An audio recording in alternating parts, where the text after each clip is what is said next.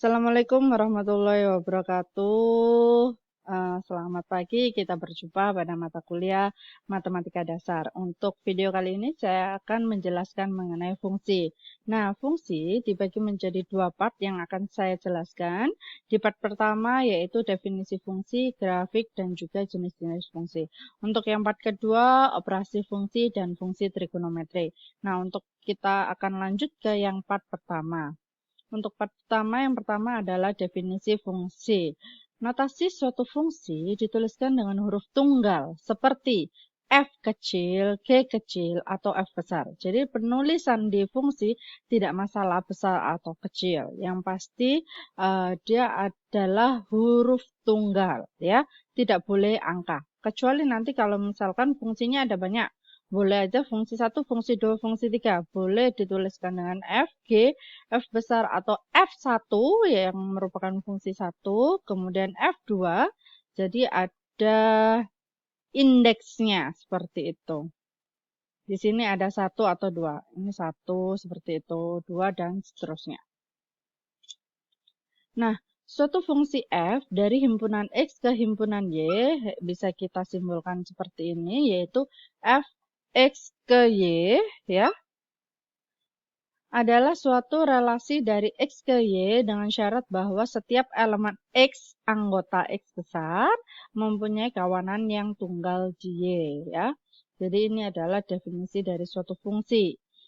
X disebut daerah asal, ya, ini penulisannya adalah X besar, atau daerah asal itu kita sebut dengan domain dari fungsi F, kemudian Y adalah kodomain daripada fungsi F, ya, karena di sini adalah X dan Y. Kemudian kawanan dari elemen X anggota X besar dinotasikan dengan fungsi Fx dan dibaca harga fungsi F di X. Nah, himpunan semua harga fungsi F disebut daerah hasil, yaitu F sama dengan Y anggota Y besar di mana, atau dengan syarat, ya, yang garis tegak itu dibacanya dengan syarat Y sama dengan fungsi Fx untuk suatu X anggota X besar. Nah, penjelasannya mungkin lebih jelas mengenai domain, kodomain, dan ring nanti kita akan lihat, ya, satu persatu. Agar suatu relasi fungsi F dari X ke Y menjadi suatu fungsi, ya, disebut fungsi, itu harus memenuhi beberapa hal. Yang pertama adalah setiap elemen X anggota X mempunyai kawan di Y. Jadi disebut dengan Fx. Jadi setiap X nanti, ya, yang di awal itu harus memiliki panah. Gampangannya seperti itu. Kemudian Fx adalah tunggal. Jadi hanya satu saja nanti hasilnya. Kita note di sini bahwa elemen Y, anggota Y besar, ya, boleh tidak mempunyai kawan di X atau mempunyai beberapa kawan di X. Jadi yang hanya tunggal itu yang X-nya saja. Kita cek di sini, ya. Ini adalah contohnya. Manakah di antara relasi yang digambarkan berikut ini yang merupakan fungsi dari X, di mana X itu tadi anggotanya, X kecil kan anggota, ya. Itu ada A, B, dan C. Kemudian Y itu anggotanya adalah 1, 2, 3, 4. Nah, dari yang benar tulislah domain, kodomain, daerah hasil, dan FA, FB, dan FC-nya. Nah, ini ada 3, ya. Ada 3 gambar dari penggambaran fungsi dan manakah yang dia merupakan fungsi. Nah, apakah A itu suatu fungsi, apakah B itu suatu fungsi, dan C itu suatu fungsi. Yang A itu bukan merupakan suatu fungsi dikarenakan di sini ada salah satu syarat yang tidak terpenuhi, yaitu ada satu anggota X yang tidak memiliki kawan, ya. Jadi ini tidak ada panahnya, istilahnya seperti itu. Oleh karena itu A bukan merupakan fungsi. Kemudian yang B, lebih dari satu pun juga tidak boleh. Maka B itu bukan fungsi. Sedangkan C ini merupakan fungsi. Karena dia A, B, C, dia ada kawannya dan dia hanya satu. Nah, ini yang Y-nya boleh ada yang kosong dan boleh ada yang double. Seperti ini. Oke, saya lanjut. Kalau kita sudah tahu bahwa C itu adalah suatu fungsi, maka kita tulislah domainnya. Yang pasti domain itu adalah X-nya ini ada anggotanya siapa saja, yaitu A, B, C. Kemudian kodomain itu daerah asal, itu aslinya ada siapa saja. Berarti kan di sini ada 1, 2, 3, dan 4. Sedangkan yang hasil itu adalah yang dipanah, ya. Yang dipanah cuma 1 dan 2, berarti daerah hasil atau range-nya itu cuma 1 dan 2. Kemudian untuk fungsi dari A, ketika fungsinya X itu sama dengan A, berarti hasilnya nanti adalah 2. Seperti itu. Penulisannya adalah seperti ini, FA sama dengan 2. Kemudian FB itu akan sama dengan 1, FC sama dengan 2. Sesuai dengan hasil panahnya. Oke, sebelum kita lanjut, kita akan mengecek dulu apakah kalian ingat dengan jenis-jenis bilangan dan ini sangat penting untuk kedepannya di matematika dasar ya. Ini mengingat kembali yang pertama ada natural numbers ya. Natural numbers itu ditulis dengan huruf N besar. Di mana kalau angka natural itu 1, 2, 3, 4, 5, 6, dan seterusnya. Kemudian ada whole numbers. Whole numbers itu adalah semua angka seperti natural ketambahan angka 0. Ya. Kemudian ada integer. Jadi semakin lama ini semakin besar karena kita tahu ya N itu natural itu bagian dari whole numbers atau semua angka kayak gitu. Kemudian integer, kita tahu kalau integer itu yang minus itu termasuk. Ya, kalau real numbers di sini real dulu karena nanti ada real number itu dibagi menjadi 2, ada rasional sama irasional. Nah, real number itu adalah ditulisnya R besar seperti ini. Semua angka yang dapat digunakan untuk mengukur baik negatif, 0 itu juga termasuk. Koma-koma itu juga termasuk ya. Nanti di dalam real numbers itu ada rasional sama irasional. Nah, untuk membedakan rasional sama irasional, kalau rasional ya, itu adalah biasanya bisa dituliskan dengan M per N. Di mana M dan N ini integer dan N tidak boleh sama dengan 0. Ya, contoh paling mudahnya di sini adalah ketika 3/7 itu ada desimal yang berulang ya. 4, 2, 8, 5, 7, 1. Nah, ini adalah angkanya yang akan berulang. Kembali lagi 4, 2, 8, 5, 7, 1. 4, 2, 8, 5, 7, 1. Berarti kalau yang berulang seperti ini, dia akan termasuk yang number yang rasional. Kalau irasional itu biasanya desimal yang tidak berulang. Contohnya adalah akar 2. Ya, akar-akaran itu termasuk yang irasional.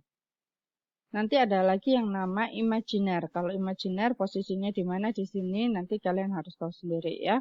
Imajiner itu ketika akarnya di dalamnya ada minus seperti itu. Nah, itu tidak termasuk dalam sini ya. Akar 2 di sini tidak berulang karena apa? Di sini 41, 421, ini 35, 6, 2, 3. Nah, ini tidak ada angka yang berulang. Desimalnya tidak berulang berarti dia termasuk yang irrational numbers. Seperti itu. Nah, selain pada jenis-jenis bilangan, kita juga harus perlu mengingat dari suatu selang. Ya. Di suatu selang, kalau penulisannya di sini tidak ada sama dengan, maka kalau ini kan dalam himpunan ya, kalau selang berarti kita nulisnya dengan kurung biasa. Ya, itu tidak ada sama dengan. Pada grafik atau garis bilangan yang biasanya kita gambar itu adalah bulat kosong. Bulat kosong itu bawahnya tidak penuh, bahasanya seperti itu. Bulat tidak penuh. Kalau yang misalkan ada sama dengannya, itu adalah kurung siku ya, itu adalah bulat penuh. Nah, di sini perlu kalian ingat bahwa ketika ada yang tak hingga ya, baik itu negatif tak hingga maupun positif tak hingga, yang namanya tak hingga selalu dia adalah nah, seperti ini kurungnya. Dan kalau dituliskan di sini boleh seperti ini, boleh juga dari minus tak hingga, kemudian kurang dari X kurang dari sama dengan B. ini juga bisa digunakan seperti ini untuk penulisan himpunannya. Nah, kalau penggambarannya karena minus tak hingga berarti ya sudah panah saja. Kemudian ini diberi tak hingga seperti ini. Oke, kemudian kalau misalkan dia adalah X kurang dari sama dengan A, kalau ini penulisannya biar tidak bingung ya. Dengan sebelumnya boleh saja X, ya, karena ini lebih besar ya sudah ditulisnya adalah lebih besar sama dengan A. Nah, ini lebih enak. Jadi kita tahu bahwa A sampai dengan plus tak hingga. Masih ingat kalau plus tak hingga, kalau dalam bentuk selang itu kurung biasa, kalau nanti di garis bilangan itu adalah seperti ini. Ini adalah plus tak hingga. Oke, begitu pula untuk yang bawahnya. Karena bawahnya ini tidak ada sama dengannya, maka dia mulai dari A. Itu adalah penulisan suatu selang baik secara penulisan himpunan maupun garis bilangannya atau grafiknya. Oke, kita akan kembali ke definisi fungsi. Nah, kalau misalkan kita tahu suatu fungsinya itu adalah akar 9 minus X kuadrat, maka kita akan melihat domain, kodomain, dan range-nya. Di sini domainnya, caranya kita tahu bahwa nanti akar di dalamnya itu tidak boleh negatif ya. Boleh sama dengan 0 tapi tidak boleh negatif. Oleh karena itu dia ditulis dengan 9 min X kuadrat lebih besar dari sama dengan 0. Nah, kalau seperti ini baru yang 9-nya pindah ruas ya. Jadi min 9 ini kemudian karena di depan ini ada minus, ini ada minus. Kita kalikan minus berarti dia akan merubah tandanya yang awalnya lebih besar menjadi kurang dari sama dengan seperti ini ya. Sama dengannya tetap ada karena nanti hasilnya kayak gini. X kuadratnya kurang dari sama dengan 9. Maka nanti penulisannya supaya jadi X-nya berarti harga mutlak X ya. Itu kurang dari sama dengan akar 9 ya. Dari kuadrat untuk menjadi 1 itu harus menjadi harga mutlak. Kemudian ini diakarkan. Karena apa? Nanti kalau misalkan tidak ada harga mutlaknya, ini bisa saja minus 9, minus 3 kali minus 3 atau minus 3 kuadrat itu juga akan mempengaruhi di sininya ya. Karena ini positif, maka ini ada harga mutlak seperti itu. Nah, ini kita selesaikan yang akar 9-nya adalah 3. Seperti itu. Maka kita tahu kalau harga mutlak X kurang dari 3, ya berarti domainnya adalah kita tuliskan seperti ini. Ya sudah, tidak apa-apa dituliskan aja harga mutlak X kurang dari sama dengan 3. Atau dalam notasi intervalnya, karena dia harga mutlak berarti dia adalah, dan di sini ada sama dengan berarti dari minus 3 sampai dengan 3. Karena ada sama dengan maka kurungnya adalah kurung siku yang kita gunakan. Itu adalah domain. Sekarang kodomain. Di kodomain kita tahu nanti di sini hati-hati ya.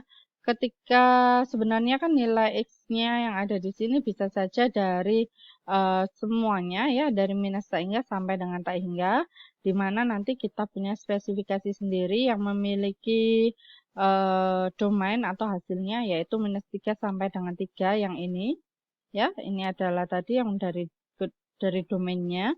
Maka kalau misalkan X kurang dari minus 3 ya, maka Y-nya adalah lebih besar daripada imajiner. Kemudian kalau dari minus 3 sampai 3 itu adalah 0 sampai 1. Ya, ketika 3 berarti ini 3 kuadrat adalah 9, 9 minus 9 adalah 1. Oleh karena itu dia adalah 1. Kemudian kenapa ini mulai dari 0? Paling kecil yang bisa dihasilkan dari ini kan adalah 0. Ya. Kemudian ini adalah tetap lebih besar daripada imajiner. Jadi kodomainnya yaitu kita gabungkan karena imajiner itu tersendiri berarti kita tulis dengan atau. Nah, kita hubungkan dengan atau. Karena yang pertama dan yang kedua sama berarti yang pertama dan kedua ditulis satu saja. Kemudian 0 sampai dengan 1 ya nilai Y-nya. Ini adalah penulisan dari hasil kodomainnya. Sedangkan nanti hasil domainnya, ya, hasilnya atau range-nya, karena kita tahu domainnya adalah minus 3 sampai 3, kalau kita menggunakan perhitungan manual seperti ini, kita tahu kalau minus 3 itu 0, ya. Kalau 3 itu 0, kemudian nanti ketika 0, ya kan, dia melewati 0. Berarti kalau 0 kan akar 9, yaitu 3. Maka nanti hasilnya adalah 0 sampai 3. Maka, ya, range dari fx ini adalah 0 sampai 3. Apakah betul? Ya, 3 ya. Ini berarti saya salah tulis. 3. Ini yang betul, 3. Berarti yang sebelumnya pun juga ini adalah 3 ya. Mohon maaf. Ini juga 3. Oke, kalau sudah selesai, maka ini 3. Karena dia 0 sampai 3 dan dia ada sama dengannya, ini penulisannya ini 0 sampai 3. Kemudian ini kurungnya yang digunakan adalah kurung siku. Seperti itu. Itu adalah domain kodomain dari dan range dari persamaan fx sama dengan akar 9 minus x kuadrat. Kita lanjut untuk ke grafik fungsi. Nah, prosedur dalam membuat grafik sebenarnya ini adalah yang paling dasar ya prosedurnya. Yang pertama adalah mendapatkan koordinat beberapa titik yang memenuhi persamaan. Kemudian nanti baru kita plotkan titik-titik ini di koordinat. Jadi kita gambar dulu atau kita hitung dulu ada berapa titiknya. Kemudian nanti di titik-titik itu digambarkan di koordinatnya. Kemudian kita hubungkan titik-titik tersebut dengan kurva halus. Jadi awalnya mungkin bukan hanya kurva halus ya, bisa juga dengan penggaris biasa satu titik ke titik berikutnya di garis lurus seperti itu. Nanti kalau misalkan kita tahu bahwa fungsinya itu bukan linear, baru kita coba menghaluskan, istilahnya seperti itu. Nah, tapi kalau nanti kurvanya kita tahu linear ya, tahu linear dari mananya kan bisa dicek dari persamaan garisnya. Jadi dari persamaan garis itu kita tahu dia bentuknya linear atau tidak. Kalau misalkan tidak, berarti kita bikin menggarisnya itu yang mulus gitu ya. Nah, makanya di sini adalah yang kurva halus. Nah, ini untuk yang garis lurus atau linear. Nah, persamaannya dalam bentuk kemiringan itu seperti ini. Kemudian kalau bentuk umumnya adalah ini. Berarti ini kan kita tahu, ini AX plus AY ini ya. Sorry ya, misalkan ini adalah AY plus BX plus C, seperti itu. Ini adalah bentuk umumnya. Sedangkan kalau bentuk dalam kemiringan atau Y sama dengan, itu bisa jadi seperti ini. Di mana M itu menggambarkan slope, ya. Kalau misalkannya M-nya lebih besar dari 0, berarti kita tahu garisnya lurusnya gini. Miringnya adalah seperti itu. Kalau kurang dari 0, miringnya kebalikannya. Seperti itu. Nah, nanti di sini bagaimana sih kalau misalkan dia tahu bahwa garisnya itu seperti apa? Atau mungkin menghitung kemiringan jika diketahui 2 titik. Berarti kita bisa menggunakan rumus yang ini. Nah, ketika nanti hanya ada garisnya adalah Y sama dengan K, berarti berupa garis vertikal. Garis vertikal itu sebagaimana berapapun nilai Y-nya, X-nya akan sama dengan K. Berarti ini kalau titik K-nya, ya ini titik K, berarti garisnya nanti adalah lurus seperti ini. Ups, enggak lurus. Nanti ini luruskan, ya. Ini adalah garis vertikal. Sedangkan kalau garis horizontal, berapapun nilai X-nya, di sini, di sini, di sini, di sini, itu sama dengan K, di sini K-nya. Anggap seperti ini ya. Maka ini adalah garis lurusnya. Nanti luruskan sendiri ya, pakai penggaris kayak gitu. Nah, ini adalah garis lurusnya atau garis horizontal. Nah, itu adalah persamaannya Y sama dengan K. Jadi kita bisa menggunakan ketika kita tahu, oh ini adalah persamaannya linear. Berarti kita ambil 2 titik saja sudah cukup. Ya, khusus linear 2 titik saja. boleh nanti X-nya yang sama dengan 0 atau yang Y-nya sama dengan 0. Atau dikira-kira tidak perlu sama dengan 0. Kita bikin adalah X yang paling mudah untuk menghasilkan nilainya dan Y yang paling mudah untuk menghasilkan nilainya. Ini contohnya Y sama dengan 3X minus 7. Nah ini kalau X-nya yang paling mudah kita masukkan 0. Ya. Berarti ini kan langsung 0. Berarti Y-nya adalah minus 7. Sorry ini salah ya. Y-nya adalah minus 7. Berarti gambarnya ini kebalik. Nah, ini adalah yang sudah saya perbaiki ya. Jadi ini hasilnya adalah minus 7 ketika X-nya 0 ya. Kemudian minus 7 X-nya 0. Kemudian X-nya 0 di sini ya. Kemudian Y-nya minus 7. Berarti dapatlah kita satu titik ini. Kemudian untuk membuat Y-nya berarti kita ubah dulu X sama dengan. Berarti minus 7 ini pindah ke sini jadi Y plus 7 ya yang ini. Kemudian 3 pindah ke sini. Itu jadinya dibagi 3 karena ini 3 kali berarti pindah ruas jadi per 3 ini. Nah, supaya gampang di sini nanti yang bisa dibagi 3 itu adalah 12, maka Y-nya saya buat 5. Ketika Y-nya 5, maka X-nya adalah 4. Ya, 12 bagi 3 itu adalah 4. Oleh karena itu, titik yang kedua adalah X-nya 4. Ini 4, X-nya di sini 4 ya. Kemudian kita tarik ke atas, yaitu Y-nya 5. Nah, dari kedua titik ini kita buat satu garis. Nah, ketemulah ini garis yang namanya Y sama dengan 3X minus 7. Nah, kalau misalkan fungsinya adalah linear, berarti kita cobanya cukup 2 garis saja. Oke, kita akan lihat atau fungsi yang lainnya. Ya. Untuk yang kedua adalah fungsi kuadrat. Jadi fungsi kuadrat bentuk umumnya yang biasanya kita gunakan adalah Y sama dengan AX kuadrat plus BX plus C. Berarti kalau misalkan X-nya ada kuadrat atau mungkin Y-nya ada kuadrat, itu adalah fungsi kuadrat. Fungsi kuadrat ya kita bisa ngecek dari nilai A-nya dan nilai D-nya. Masih ingat di sini D itu adalah B kuadrat min 4AC ya determinannya. B kuadrat min 4AC. Ketika D-nya lebih besar 0 ya berarti dia adalah dia ada titiknya ini itu di bawah sumbu X. Ketika A-nya 0, ya, A-nya lebih besar 0 dulu biar gampang. Ketika A-nya lebih besar 0, maka fungsi kuadrat itu bentuknya adalah U. Sedangkan kalau A-nya kurang dari 0, berarti dia balikannya. Dia bentuknya hampir mirip dengan N. Nah, kemudian posisinya, ya, U-nya itu nanti memotong sumbu X atau tidak. Ketika lebih besar 0, berarti dia memotong sumbu X. Kalau sama dengan 0 berarti persis di sumbu X. Berarti nanti kita bisa kira-kira nih ya. Ketika Y-nya 0, X-nya ketemu berapa? Itu nanti pasti ketemu di satu titik puncaknya di sini. Nah, kemudian kalau misalkan D-nya itu kurang dari 0, berarti dia definitif positif. Maksudnya dia di atasnya sumbu X. Jadi dia tidak akan memotong sumbu Y. Begitu pula untuk sebaliknya ya.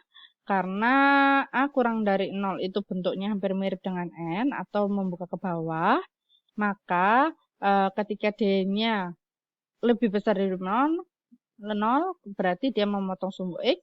Kalau pas, berarti dia bersinggungan dengan sumbu X. Kalau misalkan D kurang dari 0, berarti dia definite negatif. Jadi di bawahnya sumbu X. Nah, ini juga kita bisa cari untuk nilai titik puncak dengan rumus seperti ini. Ya, titik puncaknya ini, yang titik puncak itu yang ada di ujungnya sini, yang saya bilang tadi, yang harusnya kita cari biar kita tahu, oh kalau titik puncak itu nanti gambar mulusnya itu berhenti di titik puncak, ya. Kemudian mulusnya itu kebalikannya, kayak gitu. Jadi dia simetri. Biasanya kalau Y sama dengan AX kuadrat plus BX plus C. Nah, puncaknya itu bisa dihitung dengan minus B per 2A, ini nilai X-nya. Sedangkan kalau udah ketemu nilai Y-nya adalah minus B kuadrat min 4AC per A, 4A. Tapi kalau males ngitung ya, males ngitung Y-nya, berarti dari hasil nilai X, kita masukkan aja ke persamaan, nanti bisa ketemu nilai Y-nya. Nah, di sini yang perlu kita ketahui kalau misalkan nanti ada beberapa fungsi kita lihat basicnya, kalau Y sama dengan X kuadrat, berarti nanti dia titik puncaknya adalah di 0,0 ya, dan membuka ke atas karena di sini A-nya 1. A-nya 1 kan lebih besar dari 0, sehingga dia membuka ke atas. Kemudian D-nya pasti dia sama dengan 0 juga. Seperti itu, jadi gambarnya kayak gini. Ketika ini adalah minus, berarti kebalikannya A-nya kurang dari 0. Berarti dia membuka ke bawah. Nah, bagaimana nanti kalau misalkan ada kebalikannya ini yang X sama dengan Y kuadrat. Nah, ini berarti posisinya membuka ke kanan. Kalau misalkan di sini X sama dengan Y kuadrat, ketika Y-nya sama dengan, berarti kan harusnya Y sama dengan plus minus akar X ya. Ketika plus akar X itu cuman diambil yang ininya saja. Oleh karena itu gambarnya seperti ini. Kalau dia adalah minus akar X berarti gambar yang di bawahnya ininya aja. Nah, seperti itu. Berarti untuk yang merah ini adalah minus akar X. Untuk yang atas itu adalah akar X. Biasanya ini yang perlu kalian ketahui. Karena nanti untuk fungsi harga mutlak X biasanya juga seperti itu. Manakah yang dia yang sebelah kiri dan manakah dia yang sebelah kanannya saja. Itu perlu kalian tahu. Kemudian di sini contohnya, gambarkan fungsi Y sama dengan X kuadrat minus 3. Nah, kita tahu bahwa ini adalah X kuadrat, A-nya adalah 1, berarti dia membuka ke atas, bentuknya U, ya. Kemudian kalau misalkan kita hitung dari nilai titik puncaknya, min B per 2A, min B, B-nya adalah 0, ya, per 2A. 2A, A-nya 1, 0 per 2, hasilnya adalah 0. Ketika X-nya 0, ya, ketika X-nya 0, Y-nya adalah minus 3. Ini adalah titik puncak. Nah, kalau kita sudah tahu titik puncak, berarti 0, minus 3 itu adalah ini puncaknya. Ketika kita sudah tahu puncaknya ada di sini, berarti kita nyobanya, baru kita coba untuk yang ini karena membuka ke atas ya. Berarti X-nya itu kan yang sumbunya yang ini kan. Kita coba 1, 2, 3, dan minus 1, 2, 3. Biar jelas. Karena X-nya tengah-tengahnya itu adalah 0. Nah, kalau sudah baru nanti titik-titiknya ini dihubungkan ya. Dihubungkan. Jadi 6 ini diperoleh dari mana? Minus 3 kuadrat, yaitu 9 dikurangi 3, hasilnya adalah 6. Minus 2 kuadrat, 4 minus 3, yaitu 1. Begitu pula untuk ini dan ini, maka ini titiknya, kemudian baru kita hubungkan titik-titik tersebut dengan indah. Seperti itu ya, dengan menggunakan kurva halus seperti itu. Jadi jangan digaris menggunakan penggaris ya, tapi kita gambar secara halus gambarnya seperti apa. Nah, kenapa di sini kita menggunakan minus 1 kemudian kita menggunakan 1? Masih ingat kalau di fungsi kuadrat biasanya itu adalah simetris. Jadi ketika ini ada minus 1 berarti kita harus juga menghitung yang plus 1-nya. Itu adalah fungsi kuadrat. Kita lanjut, masih ada fungsi selanjutnya yaitu fungsi kubik. Ini adalah beberapa contoh dari fungsi kubik. Kalau misalkan dia adalah Y sama dengan X pangkat 3, berarti titik beloknya ada di sini. Ya, kemudian dia naik. Yang awalnya dia fungsinya ini ke sini, kemudian adalah ke sini. Kalau kebaliknya, minusnya itu seperti ini ya. Kalau misalkan bentuk umumnya yaitu ini. Y sama dengan AX pangkat 3 plus BX kuadrat plus CX plus D. Kita lihat X pangkatnya yang tertingginya adalah 3. Berarti dia adalah fungsi kubik. Nah, ketika dia lebih besar 0, berarti nanti dari bawah baru ke atas ya. Dari kiri bawah, naik, turun, naik lagi. Seperti itu. Karena kalau ada 3, titik beloknya pun ada 3. Yaitu ini 1, ya kan? Ini naik, kemudian ini turun, ya. Titik beloknya ada 2, sorry. Ya, turun, ini naik. Kayak gitu. Nah, ini adalah fungsi kubik. Bagaimana kalau setelahnya ini adalah yang hanya ini minus. Jadi A-nya adalah minus atau A kurang dari 0. Nah, gambarnya dari atas, kiri atas ke kanan bawah. Nah, ini kalau dibalik, tadi kan ini Y sama dengan X-nya yang pangkat 3. Kalau yang X-nya sama dengan Y yang pangkat 3, berarti gambarnya seperti ini. Nah, ini kalau pangkat 3 kita tahu akar dari pangkat 3 itu selalu positif. Jadi, positif kali positif itu hasilnya positif.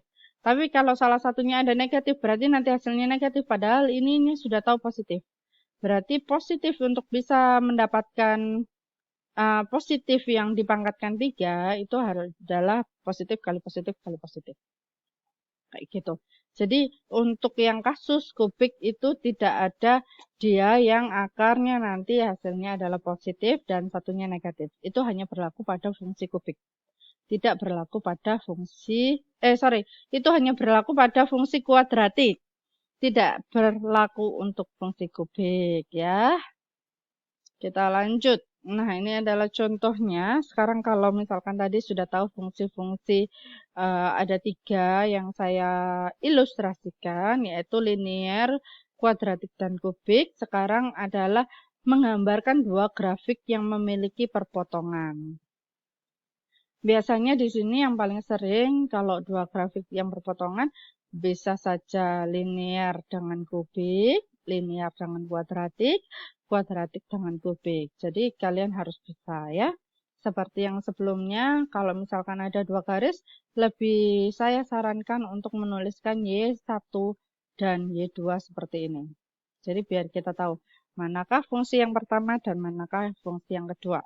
Dari sini yang fungsi pertama kita tahu dia adalah linear, fungsi yang kedua dia adalah kuadratik.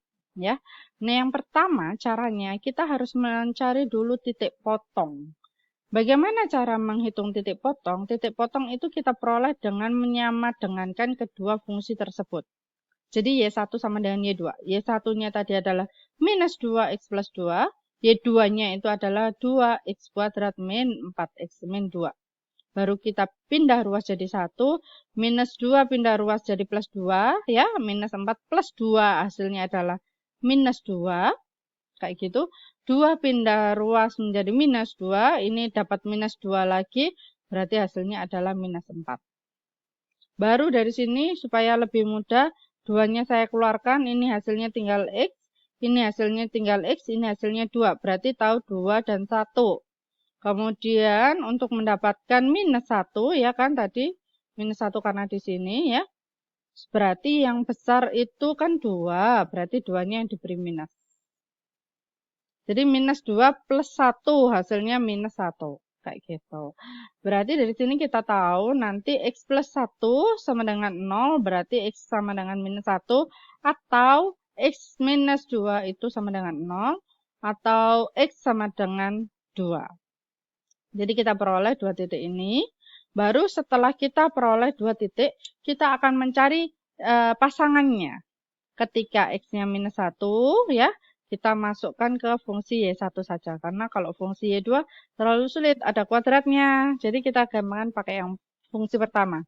Jadi nggak masalah untuk mencari nilai Y-nya menggunakan fungsi pertama maupun fungsi kedua hasilnya akan sama. Ya. Oke, kita masukkan di fungsi 1. Minus 1 dikalikan minus 2 hasilnya 2. Ditambah 2 hasilnya adalah 4. Betul. Kemudian X-nya sama dengan 2, kita masukkan di sini, kali minus 2 itu minus 4 plus 2. Itu hasilnya adalah minus 2. Berarti kita sudah tahu nanti titiknya adalah minus 1,4. Minus 1,4-nya di sini. Ya, kemudian X2-nya, X berikutnya atau titik berikutnya adalah X sama dengan 2, Y-nya sama dengan minus 2, 2 minus 2-nya itu ada di sini.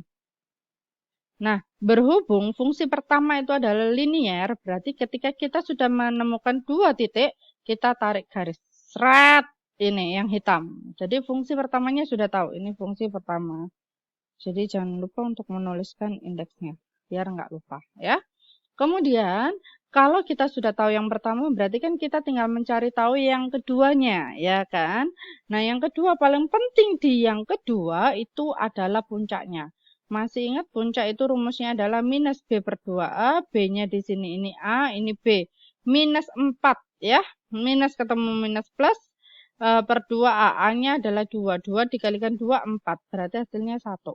Ketika X-nya 1, kita masukkan di sini. Jangan masukkan di Y1. Karena kita sekarang sedang menggambarkan fungsi kedua. Berarti masukkan di sini 1. 1 kuadrat dikalikan 2. 2 dikurangi 4 kali 1. 2 minus 4 berarti minus 2 ya. Dikurangi 2 berarti minus 4. Berarti hasilnya adalah 1, minus 4. Ini ya. Kelihatan ya? Ini 1, ini minus 4. Jadi tinggal nanti dari sini gambarlah yang indah atau kalian cari beberapa titik yang sekiranya bisa dihubungkan lagi untuk membuat yang kurva yang kedua. Contohnya yang paling gampang ini ya. Berarti kita tahu ketika X-nya 0, X-nya 0 ya, X-nya 0 di sini 0, 0 berarti minus 2. Oleh karena itu dapat satu titik di sini.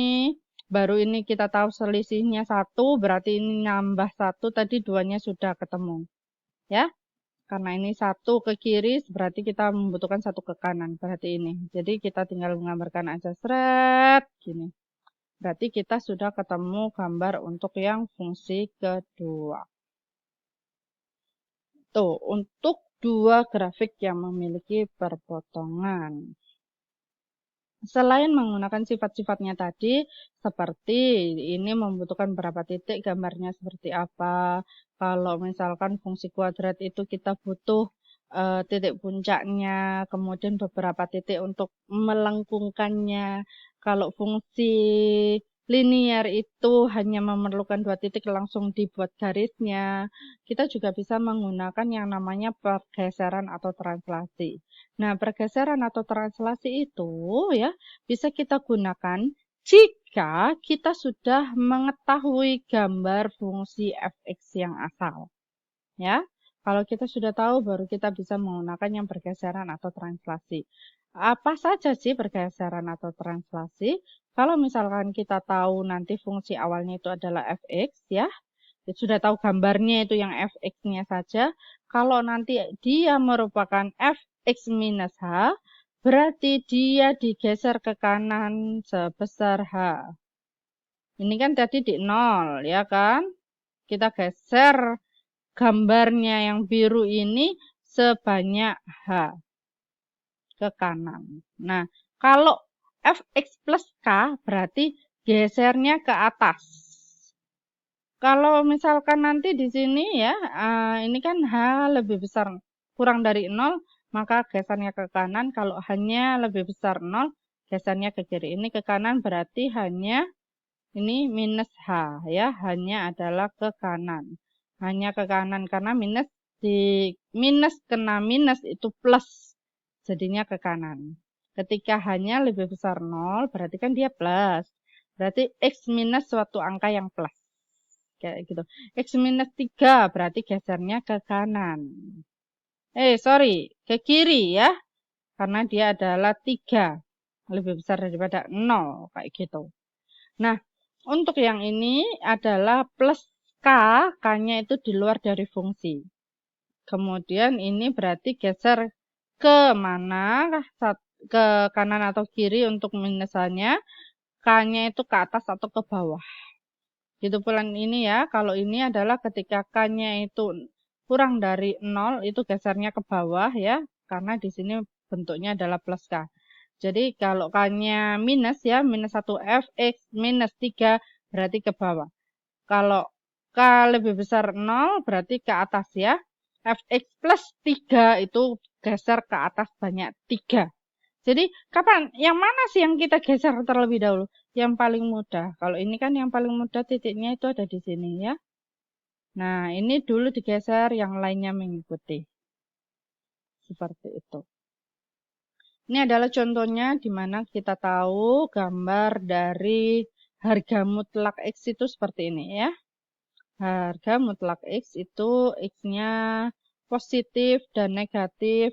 Nilai dari Y-nya sama, oleh karena itu bentuknya adalah garis lurus V seperti itu. Nah, ketika nanti harga mutlak X minus 3 berarti karena ini minus 3, 3-nya adalah lebih besar 0. Wah, ini salah ini berarti ya. Oke, kalau minus 3 ini gesernya ke kanan. 2, 3 ke kanan. Berarti ini hanya 3 ya, minus 3, sorry. K-nya ini 3 tok. 3 itu adalah lebih besar 0. Ke kiri, oh ini kebalik. Berarti ini dibuat plus aja ya. Ini plus ya, fx plus h ya. Ketika hanya kurang dari 0, berarti nanti gesernya ke kanan, hanya lebih besar 0 ya. Oh enggak. Kan ini 3, 3-nya kan. Saya hapus ya, biar nggak pusing. Oke, nah ini betul. Karena tadi ini adalah 3, ini berarti hanya lebih besar 0. Ya, lebih besar 0 berarti geser ke kanan ini, minus H. Berarti hanya lebih besar 0 ini. Ya, ini aja yang diubah. Ini kurang dari. Oke. Oke, ini minus 3 berarti ini ke kanannya 3. Berarti kalau misalkan X plus 3 berarti ke kirinya 3 itu 2, 3 di sini ya kalau plus 3. Kemudian kalau plus 2 berarti naik ya. Ini kan harga mutlak X plus 2 naik 2 ya. Kemudian di sini kita tahu X min 3 plus 2 geser ke 3 ya.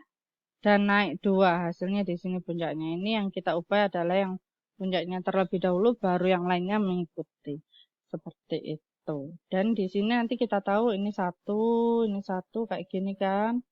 Berarti ketika nanti di sini ini titik puncaknya 3 berarti ini satu tetap ke atas ya, satunya ke atas. Ini sudah ketemu, sini sudah ketemu, tinggal garis lurus seret sama seret gitu. Begitu pula untuk yang lainnya. Gitu. Oke, kemudian kita akan mempelajari mengenai jenis-jenis fungsi.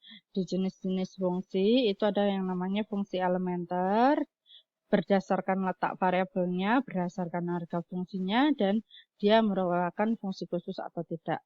Kalau fungsi elementer nanti ada fungsi aljabar dan juga fungsi transenden dan fungsi polinomial. Kalau berdasarkan letak variabel ada fungsi implisit dan eksplisit. Kalau berdasarkan harga fungsi ada genap ganjil. Kalau khusus ada periodik, parameter, nilai mutlak, dan bilangan bulat besar. Kita akan bahas satu persatu. Untuk fungsi elementer, yang pertama kan jenisnya aljabar.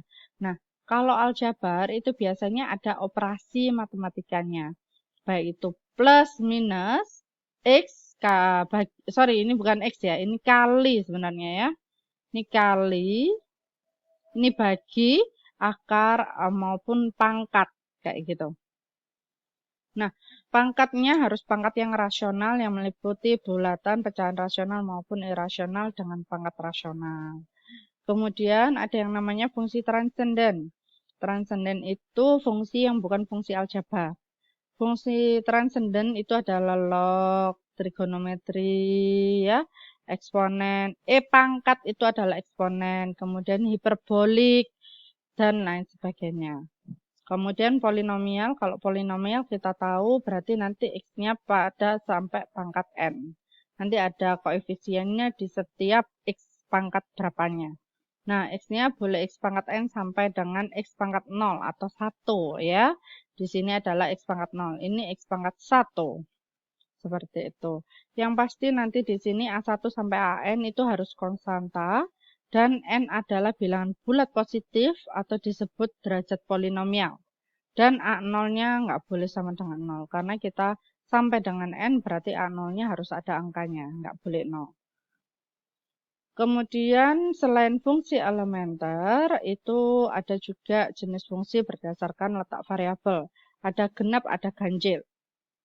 Kapankah suatu fungsi itu disebut dengan fungsi genap? Ketika nanti kita coba menggunakan atau kita coba hitung f minus x. Ketika hasil dari f minus x itu sama dengan fx, maka dia adalah fungsi genap. Contohnya adalah fx sama dengan harga mutlak x. Kita coba masukkan, ini adalah x-nya minus 1 ya, atau minus x. Di sini minus, berarti kan kita tahu harga mutlak dari minus x itu juga akan sama dengan harga mutlak x. Oleh karena itu, di sini ya, akan terbukti. Nah, ini adalah percobaan satu persatu, boleh yang secara tadi, boleh dicoba satu-satu. Kalau x11, maka nanti fx1-nya adalah 1, ya. Kemudian x2-nya adalah 2, berarti nanti ini ini adalah 2, sorry ya. Kemudian ini 1, ketika minus 1 itu adalah 1, minus 2 ini untuk yang 2 itu adalah 2. Nah, ketika tahu nilai dari fx dan f minus x itu sama ya, maka fx sama dengan harga mutlak x adalah bilangan genap. Sedangkan kalau ganjil, kita hitung nilai minus fx ya, dan juga kita hitung f minus x itu sama atau berbeda. Kalau sama berarti dia adalah fungsi ganjil. Contohnya adalah fx sama dengan x. Jadi ketika kita tahu ini nanti diberi minus, hasilnya adalah minus x. Nah, minus x itu merupakan ya, minus x ini ya, fx minus 1 itu sama dengan minus 1. Minus 1 itu kan sama aja dengan minus fx1. Kalau x-nya 1. Maka di sini sudah terlihat terbukti bahwa fx sama dengan x merupakan fungsi ganjil. Seperti itu. Jadi di sini bukan maknanya ganjil genap itu 1, 2, 1, 3, 5 itu adalah ganjil, bukan. Tapi ini sudah ke fungsi ya. Kemudian jenis-jenis fungsi berdasarkan fungsi khusus. Ada fungsi periodik jika terdapat suatu konstanta ya, E kebalik seperti ini, E besar yang kebalik, yang tegak-tegak. Itu kalau bahasa logikanya adalah terdapat. Jadi langsung aja dibaca. Jika terdapat suatu konstanta T lebih besar 0, Mas ini ya, ini adalah anggota. Kebalikannya bukan anggota, kalau anggota bukan anggota itu adalah E coret seperti ini. Fx sama dengan fx plus T, contohnya adalah sin X. Nah, maka dari sini kita tahu kalau sin X itu kan dia berulang kali, jadi berperiodik. Gambarnya kan gini ya. Nah, ketika sudah 2B, dia akan kembali lagi gambarnya nanti seperti ini. Nah, ini adalah 4P yang di sininya. Gitu seterusnya. Maka di sini kita tahu ada periodiknya. Ya. Kemudian, fungsi parameter. Jika X dan Y adalah fungsi dari variabel lain, misalnya T, contohnya X sama dengan AT plus B, kemudian Y sama dengan AT kuadrat plus C. Jadi di sini kita tahu X dan Y-nya ini sebagai fungsi dari T, ya kan? Maka kita bisa saja menuliskannya nanti fungsi X, Y, di mana X, Y itu menjadi suatu variabel lagi, itu nanti ada, kita bisa bilangnya seperti ini. X plus 2Y. Nah, ini dapat dari mana X plus 2Y? Itu ada perhitungannya lagi. Jadi kita bisa membuat satu fungsi lagi. Kalau kayak gini, kalau misalkan nanti ini F ganti T, berarti tinggal X-nya ini diganti yang AT plus B. Seperti itu, Y-nya juga diganti dengan AT kuadrat plus Y. Jadi biasanya ini diketahui ya. Seperti itu. Kemudian, ini boleh digabung karena ini X adalah fungsi dari T, Y adalah fungsi dari T. Fungsi berikutnya yaitu fungsi nilai mutlak. Nilai mutlak, harga nilai mutlak dari X itu adalah X dan minus X. X itu jika X-nya lebih besar 0, kemudian minus X itu adalah jika X-nya kurang dari 0. Oleh karena itu gambarnya seperti ini. Ya, itu adalah fungsi khusus. Yang keempat, fungsi khusus berikutnya adalah floor dan sail. Nah, di sini floor dan sail itu adalah pembulatan. Pembulatan kalau floor itu pembulatan ke bawah, kalau sail itu adalah pembulatan ke atas.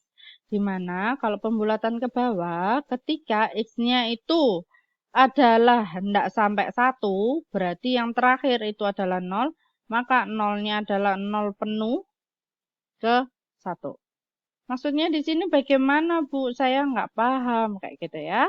Kalau nggak paham gini, ketika kita tahu coba X-nya itu adalah 1,3, paling gampang gini aja. Ketika dia adalah floor X, maka nanti dia pembulatannya ke bawah. Ya, pembulatannya ke bawah berarti 1. Kemudian kalau sail itu adalah 3. Sorry kok 3, 2 ya. 2 yang betul. Nah, ketika X-nya adalah 1,7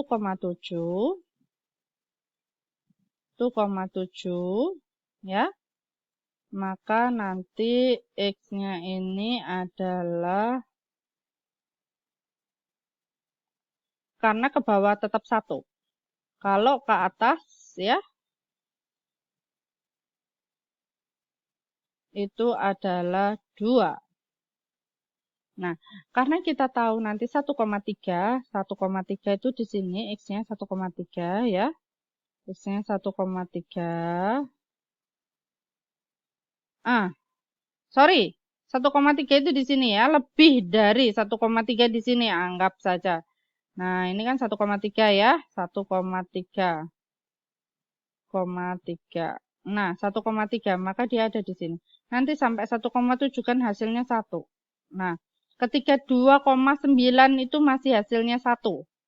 Sorry, 1,9 itu hasilnya adalah 1, ya kan?